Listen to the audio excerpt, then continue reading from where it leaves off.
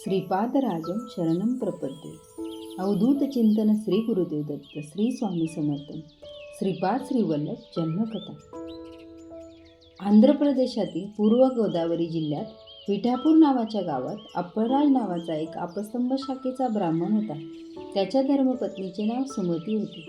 ती मोठी सदाचरणी व पतिव्रता होती। अतिथींची ती मनोभावे सेवा करीत असे। दोघेही सत्वगुणी होते। ती विष्णूची आराधना करीत असे। एके दिवशी मध्यान्हकाळी श्री दत्तात्रय अतिथीवेशात तिच्या घरी भिक्षेसाठी आले। त्या दिवशी अमावस्या होती। त्या दिवशी तिच्या घरी श्राद्ध होते। श्राद्धासाठी बोलवलेले ब्राह्मण अद्याप यावयाचे होते।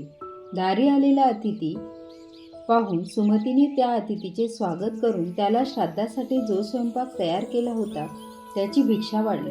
त्यामुळे प्रसन्न झालेल्या अतिथीवेशातील श्री दत्तात्रयाने 3 शिरे 6 हात अशा स्वरूपात दर्शन दिले।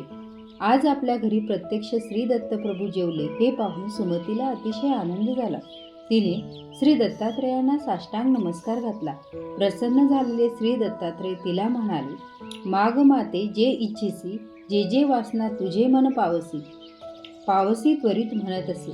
माते, मी तुझ्यावर प्रसन्न झालो आहे। तुला जे हवे असेल ते माग। श्री दत्तात्रयांनी असे आश्वासन दिले असता सुमती अत्यंत विनम्रपणे भगवान दत्त प्रभूंना म्हणाली, भगवंता, आपण मला जननी म्हणाला तेच ते नाव सार्थक करावे। माझ्या पोटी आपण जन्म घ्यावा।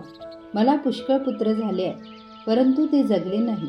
त्यातून 2 पुत्र वाचले आहेत, पण त्यातील एक आंधळा आहे व दुसरा पांगळा आहे। ते असून नसल्यासारखे आहेत। म्हणून मला आपल्यासारखा विश्ववंद्य परमज्ञानी देवस्वरूप असा पुत्र व्हावा। सुमतीने अशी प्रार्थना केली असता प्रसन्न झालेले श्री दत्तप्रभू पुढे धर्मकार्याचे स्मरण होऊन तिला म्हणाले, माते, तुला मोठा तपस्वी पुत्र होईल। तुझ्या वंशाचा उद्धार करील। कलियुगात त्याची फार मोठी कीर्ती होईल। परंतु तुम्ही तो सांगेल तसे करा, नाहीतर तो तुमच्याजवळ राहणार नाही। तुमचे सगळे दैन्य दुःख तो नाहीसे करेल।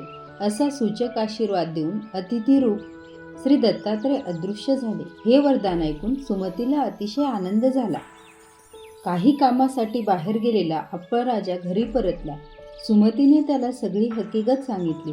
मध्यान्हकाळी कोणी अतिथी आल्यास त्याला भिक्षा घालण्यास चुकू नको असे श्री दत्तात्रयांनी सांगितले होते।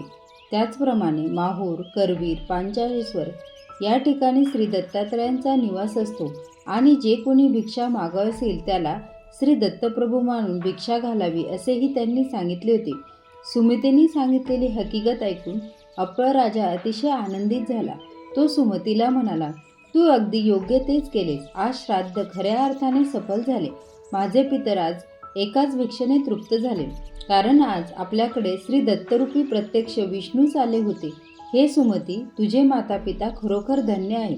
तुला जो वर मिळाला तसाच पुत्र तुला होईल। पुढे यथाखाली सुमती गर्भवती झाली। 9 मास पूर्ण झाल्यावर भाद्रपद शुक्ल चतुर्थीच्या दिवशी सुमती प्रसूत झाली। तिला भगवान दत्तात्रयांनी वर दिल्याप्रमाणे सुमतीला मुलगा झाला आणि त्याचे नाव श्रीपाद ठेवले। हे भगवान दत्तात्रय असून लोकोद्धारासाठी अवतीर्ण झाले आहे हे अप्पराजा व सुमती यांना समजले। अत्यंत आनंदाने ते श्रीपादांचे संगोपन करीत होते। श्रीपादराजं शरणं प्रपद्ये।